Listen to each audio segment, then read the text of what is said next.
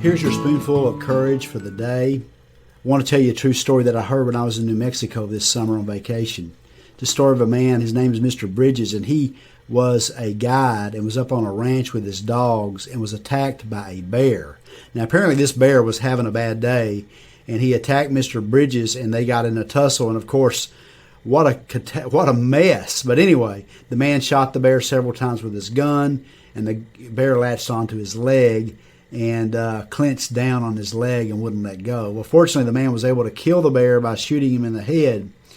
And the interesting thing is that even when the EMS got there, they were unable to detach the bear from the man's leg. I mean, the man took his pocket knife and tried to cut the bear's head off, and the EMS ultimately had to cut off the spine and dismember the head from the rest of the body.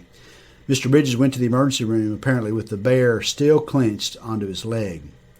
You know, like that old bear, we need to have that kind of tenacious ability to hold on to the things that God wants us to hold on to. Let me read to you this verse in Hebrews chapter 10. It's verse 23. It says this, "Let us hold fast to the confession of our hope without wavering, for he who promised is faithful." You know, like that bear, we need to hold fast to some things. We need to clench our jaws into God's truth and this confession of hope that we have and never let go.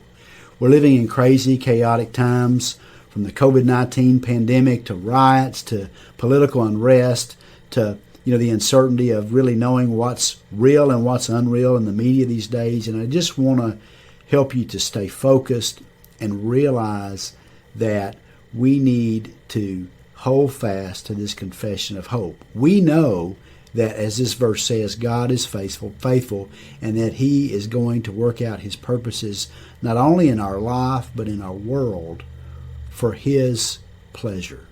I'm Dr. Page, the best guy to see on the worst day of your life. And by the way, you can find the link to this story that I've enclosed. Please subscribe and share. Have a great day.